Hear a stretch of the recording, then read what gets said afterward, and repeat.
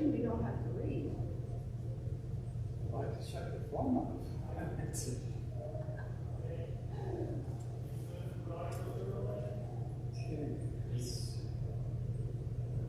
Are you looking for the other one? Jim rented them. These are the ones that ended up downstairs on my desk, but usually they go under the shelf, right? Jim just took some. Oh, he's right So there. I can put them under the shelf. You're not going to need these? You won't need these, right?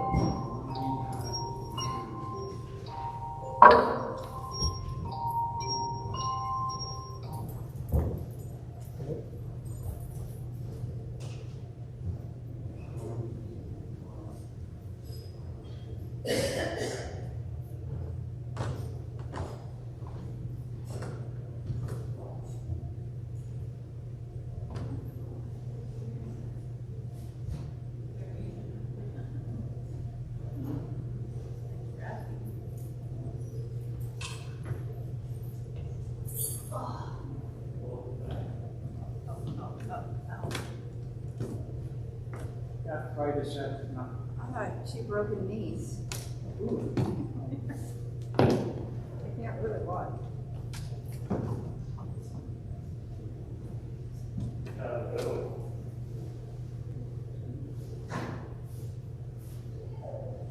Practicing my walking.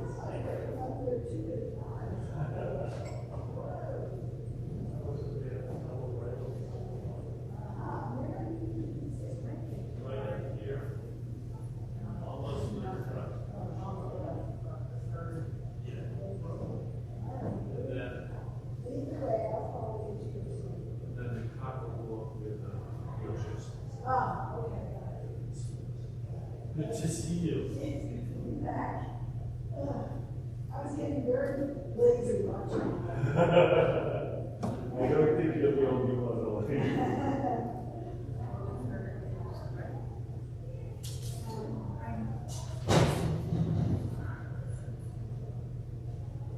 Cricket, you've gone too far. Oh, you did park it first? Are you parking it first? I'm going to park it here. Go to airplane mode. Is this where it goes? Oh, you're smart.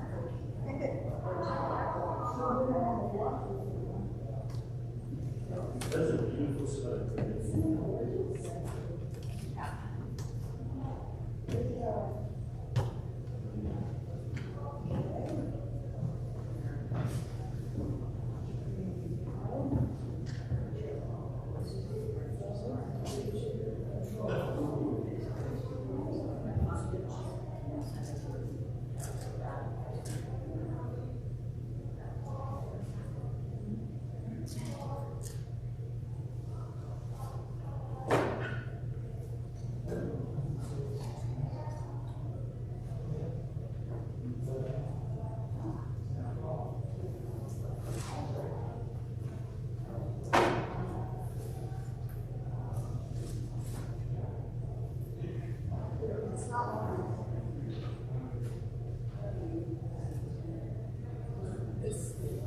Little item.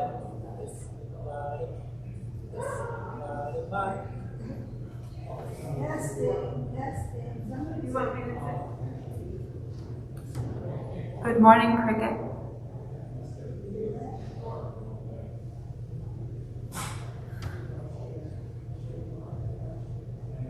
It's green, but what color is it? Say it again. Good morning. Good morning. That's good.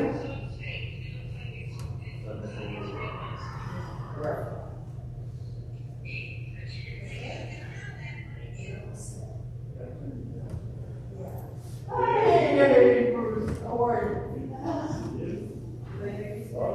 Who's here? Is he laying cricket? Cricket, yeah. Oh, okay, good. So, you said you're in court? Any space in the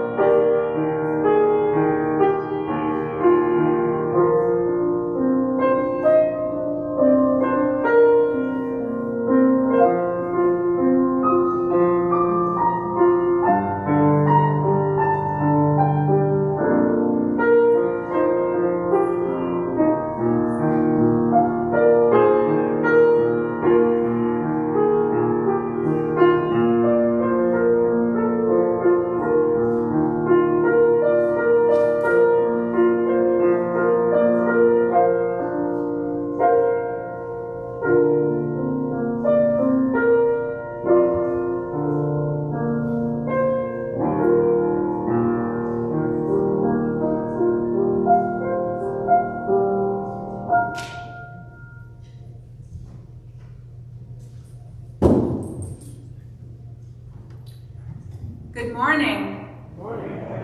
Welcome to the Unitarian Universalist Meeting House of Provincetown, where we affirm the inherent worth and dignity of every person, and where we support each other on our spiritual search for truth and meaning. Welcome to those of you in the room, and welcome also to those of you joining us at home via YouTube. My name is Reverend Kate Wilkinson, and I am so glad that you are here this morning. Before we begin our service, I have just a few announcements and thank yous to share. For the past 2 Sundays, Ellen Anthony has been running our tech, so a big thank you to Ellen. Thank you so much to all of you who responded to our call for sleeping bags for the homeless. We are so grateful. We have a good supply now, and we will put out another shout out when we need more in the future, but thank you. It is very helpful to us if you pre-register for Sunday services. It just speeds things up at the door a little. So a little reminder, if you're a member and you get those emails, it's helpful to pre-register. Our annual meeting is coming up on Sunday, December 5th. To ensure that everyone can participate, we will be holding the meeting on Zoom at 2 o'clock. That gives people who are worshiping in person a chance to have lunch and get back home. We do need a quorum in order to vote, so please save that afternoon on your calendars if you can. And finally, our celebration of Pastor Brenda and our Racial Justice Vigil were fabulous yesterday, and there's still some cake left over. So please help yourself to a slice after the service out on the lawn. Let's take a moment now to affirm our Meeting House covenant. Since we don't have printed orders of service this morning, we'll do it call and response style, where I say a line and then you say it back to me. Love is the spirit of this meeting house. Love is the spirit of this meeting house. This is our great covenant. This is our great covenant. To dwell together in peace. Dwell together in peace. To seek the truth in love. To seek the truth in love. And to help one another. And to help one another. I now invite Kate Wallace-Rogers to light our chalice this morning. As we light our chalice here in the Meeting House Sanctuary, I invite those of you watching from home to light a candle wherever you are. In this way, we can feel connected even while we are apart.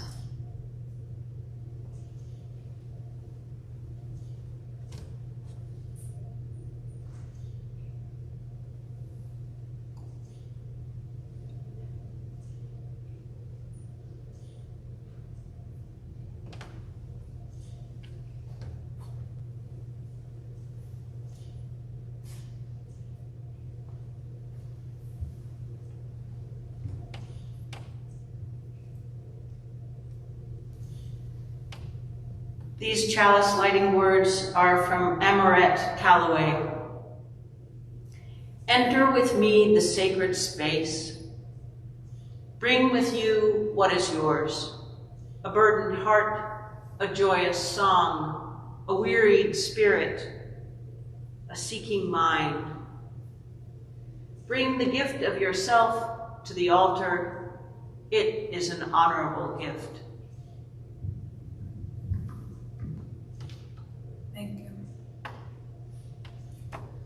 Please join me now in a spirit of prayer and meditation. If you came with a prayer on your heart this morning, a joy or concern or a sorrow, you are invited to light a silent candle at any time during the service at the candles table to the right of the pulpit. And there is a journal there to record your thoughts and prayers. Our prayer this morning is one adapted from a prayer by Lindsay Bates. Receive, O mystery, the words of our hearts. If prayer worked like magic, If I knew the words that would guarantee prayer's power, I know what I would pray. Let life be always kind. Let sorrow not touch us. Let us be free from fear. Let us never suffer injustice nor the persecutions of the righteous. Let us not know the pain of failure. Let life be gentle and joyful and kind. If I knew the magic words, that is what I would pray. But prayer isn't magic, and life will be hard. And so I pray with some hope for this prayer. May our knowledge of sorrow be tempered by joy. May our fear be well balanced by courage and strength. May the sight of injustice spur us to just actions. May our failures be teachers, that our spirits may grow. May we be gentle and joyful and kind, and do our best to create a life that is good. So may it be. Blessed be. Amen. Amen.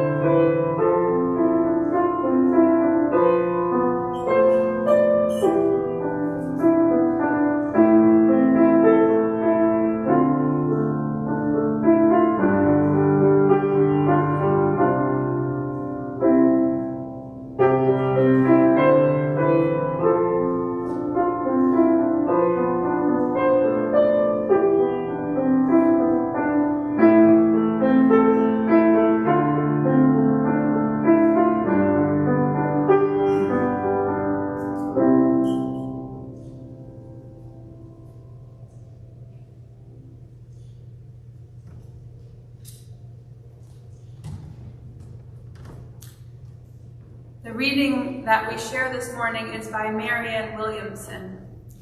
It's a little overused, I know, but I still love it. It's often misattributed to Nelson Mandela because I think he might have read it once at an event. I have a funny story about that, actually. A friend of a friend of a friend had that poem framed in their bathroom with Nelson Mandela's name at the bottom. Well, as luck would have it, they happened to have Marianne Williamson as a guest one day. And she happened to need to use the facilities while she was there. Days later, the host was mortified to find a little sticky note at the bottom of the framed poem, covering Nelson Mandela's name and replacing it with the rightful author. So with full and correct attribution, I invite Kate to share our reading with us now. Our Deepest Fear by Marianne Williamson. Our deepest fear is not that we are inadequate. Our deepest fear is that we are powerful beyond measure. It is our light, not our darkness, that most frightens us. We ask ourselves, who am I to be brilliant, gorgeous, talented, fabulous? Actually, who are you not to be? You are a child of God. Your playing small does not serve the world.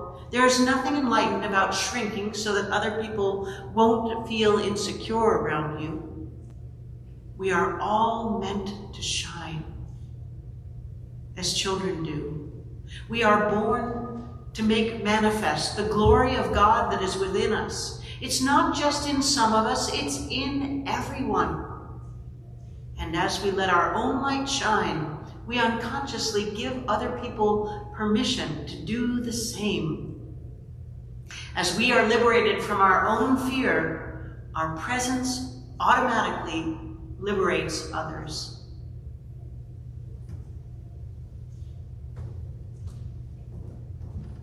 Thank you.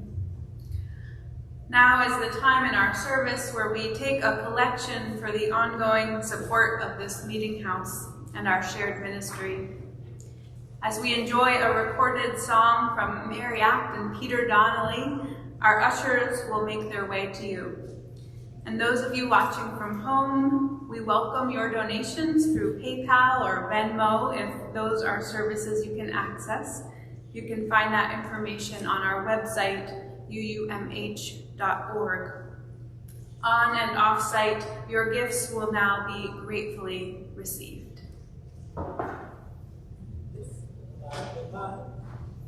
I'm gonna let it shine, this little light of mine. I'm gonna let it shine, this little light of mine. Oh, I'm gonna let it shine, let it shine, let it shine, let it shine. Everywhere I go, I'm gonna let it shine. Oh, everywhere I go, I'm gonna let it shine.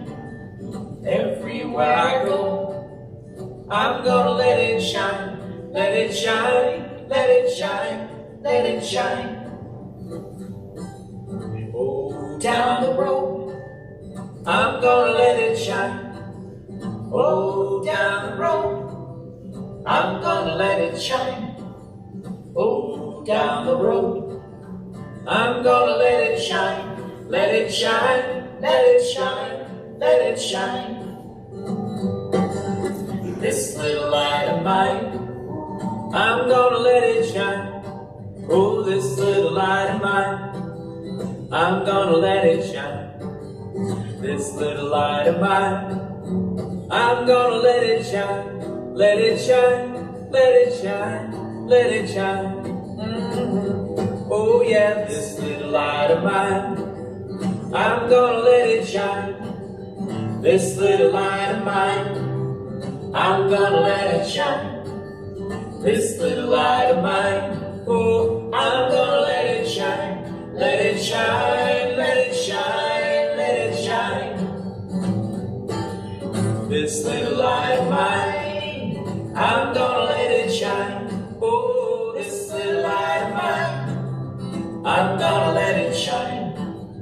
This little light of mine, I'm gonna let it shine. Let it shine, let it shine, let it shine. Let it shine, let it shine, let it shine.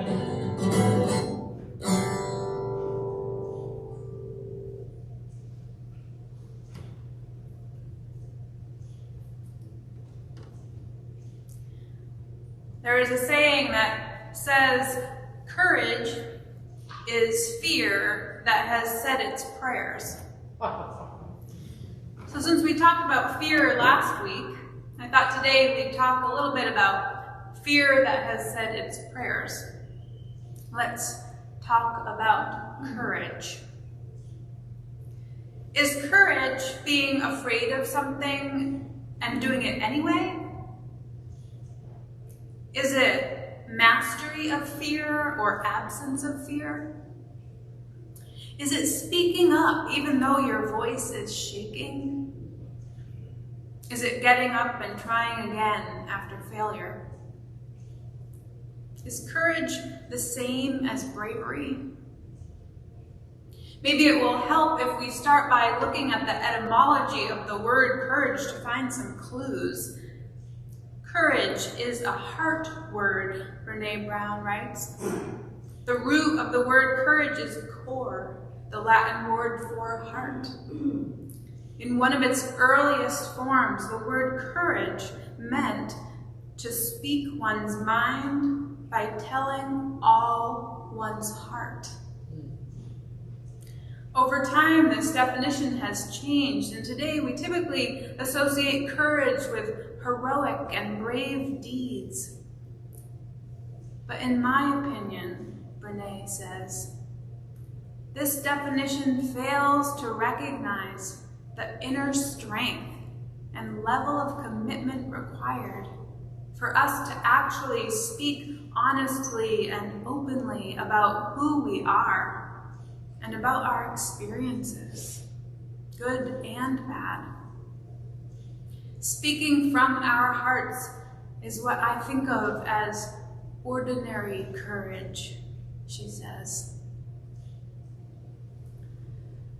I was thinking this week about a story that I shared with you years ago about something that happened one day when I was in the 5th grade. In my town, the 5th grade was part of the elementary school, but once a week, a group of us from my school got to go to the middle school for the day. It was full of 6th, 7th, and 8th graders, the big kids. The whole experience was pretty exciting and pretty daunting. It was especially daunting for me because in elementary school, I was painfully shy. It was very hard for me to talk to strangers, especially. I used to wear long bangs that covered half of my face so that no one would comment on my eyes. In restaurants, I would whisper my order to my dad so that he could tell the waitress what I wanted. So that day in middle school, when I was in the stall of the girls' bathroom and a strange teacher's voice sounded out saying, "Anyone in here?"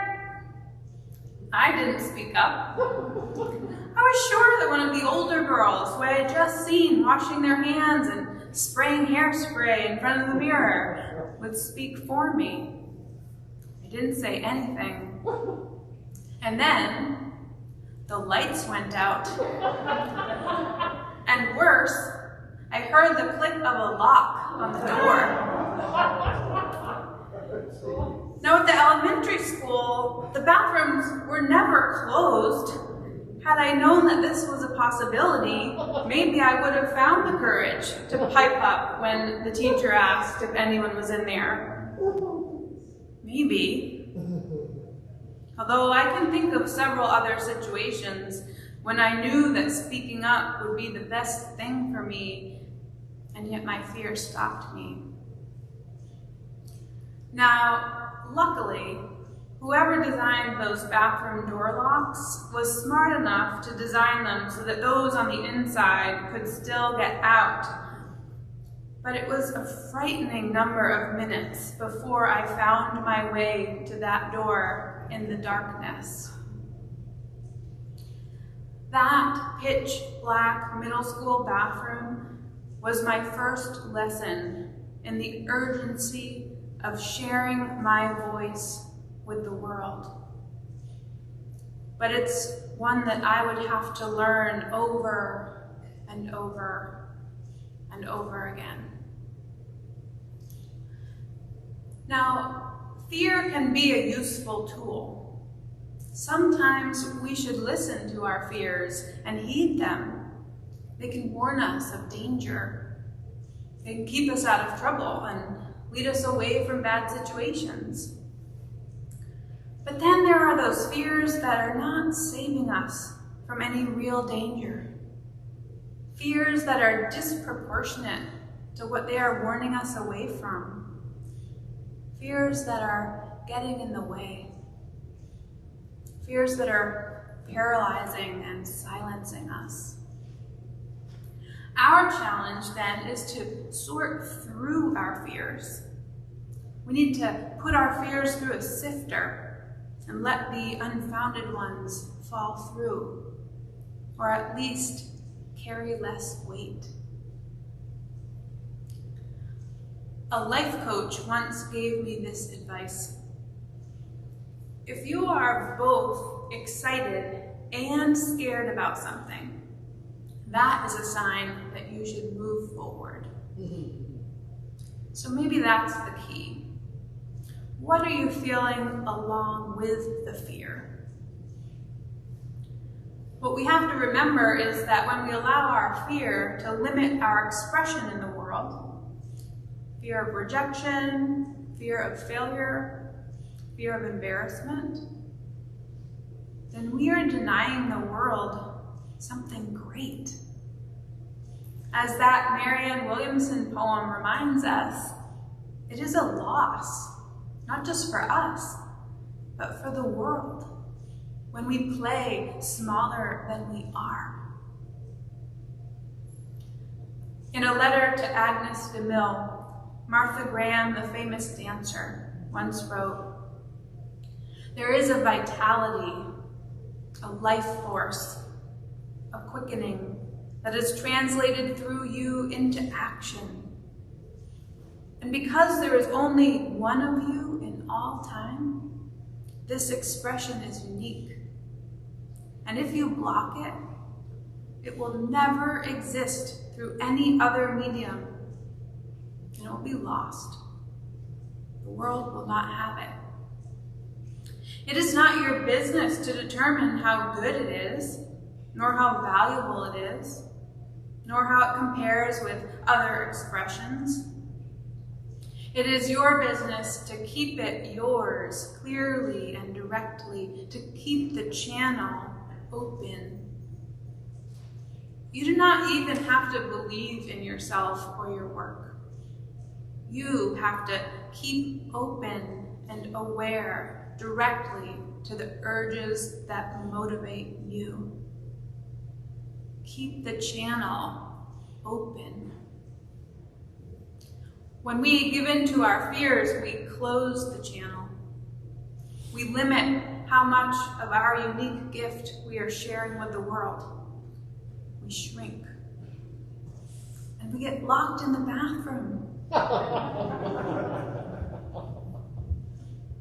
When I think of examples of courageous people sharing their full selves with the world, I think of Greta Thunberg, who started out her environmental activism as a one-person daily protest outside of Swedish Parliament. It was weeks before anyone joined her. Until then, she had only her own passion to stand with. How easily she could have been discouraged, closed that channel. Now, Greta is a world-renowned climate activist who has mobilized an entire generation of change makers. I think of Susan Boyle. Do you remember her? She was a contestant on Britain's Got Talent back in 2009. She walked out on stage, a frumpy, awkward, middle-aged woman, full of nerves, having a hard time finding her words to introduce herself to the judges. They asked her what her dream was, and she said to be a professional singer, a star. The audience laughed at her. The judges were visibly skeptical. And then Susan began to sing. I dreamed a dream from Les Mis. It was indescribable. She was amazing. The audience rose to their feet, cheering. Some people wiped tears from their eyes. At the end of the song, after an astounded pause, the judges apologized. Even Simon Cowell was humbled, and that is a very rare thing. Susan is open about the fact that she has Asperger's. She has difficulty connecting with people sometimes. She struggles greatly with anxiety. Her appearance on Britain's Got Talent wasn't the first time that she had been laughed at. It was common growing up. But she always found comfort in singing. And now, she's a professional singer, a star. I think of Mark Roberts. Mark was a physically active nature lover who used to go on long walks with his dog. In 2017, he started noticing that it was difficult to use his hands. Walking became painful. After many doctor's visits, he was diagnosed with a rare neurological disorder called rhombomelia-neuropathy.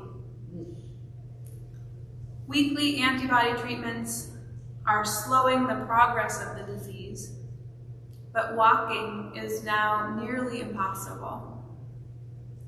He still likes taking his Labradoodle Mocha for exercise, so he makes his way around town in an electric wheelchair. People love to see them out together and they always wave to them. Mark could have let his diagnosis end his lifetime of activism, but that wasn't what he felt called to do. That wasn't what made him feel scared and excited. Maybe I am going to have to sit, he said, but I am certainly not going to sit still. In recognition of the reality that his disease continues to progress and that he won't be rolling around forever, he decided to use the goodwill that he and Mocha experience every day when they roll through town to raise money and awareness to combat hunger and improve the lives of children. On September 18th, Mark set out to roll across Massachusetts in his electric wheelchair with Mocha by his side to raise money and awareness to fight hunger. They began at the New York border in West Stockbridge and headed east. During their trip, they've been stopping at food banks, soup kitchens, shelters, churches, community-supported agriculture farms, and other places working to alleviate hunger. He's raised almost $100,000. Mark will be rolling across the Truro-Provincetown border any minute now. He'll end his incredible journey here at the UU Meeting House with a celebration on our lawn at about 1 o'clock. If you are still in town, I hope that you will come by and meet him, and Mocha, of course. We plan to show him our little free pantry. Not everyone who bravely opens their heart and shares their voice gets famous. I think about my dad writing a letter to the editor to support athletes taking a knee for racial justice after the paper published several editorials declaring it unpatriotic and unchristian. Or the 8th graders from Provincetown schools speaking out on the steps of town hall about gun violence after a school shooting, some of them with shaking voices. Or even the shy kid working up the courage to ask his crush to the school dance. The church member sharing openly about mental health struggles. Or heck, even the minister showing up with a spasming face, learning how to find her voice once again because, well, it's a Sunday. We typically associate courage with heroic and brave deeds, Renee says. But in my opinion, this definition fails to recognize the inner strength and level of commitment required for us to actually speak honestly and openly about who we are and about our experiences, good and bad. Speaking from our hearts is what I think of as ordinary courage. And courage is a heart word, remember? We ask ourselves, who am I to be brilliant, gorgeous, talented, fabulous?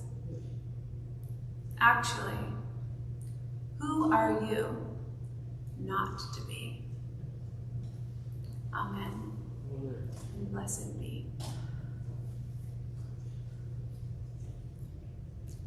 It has become our practice to pose a question based on the theme of the service each week.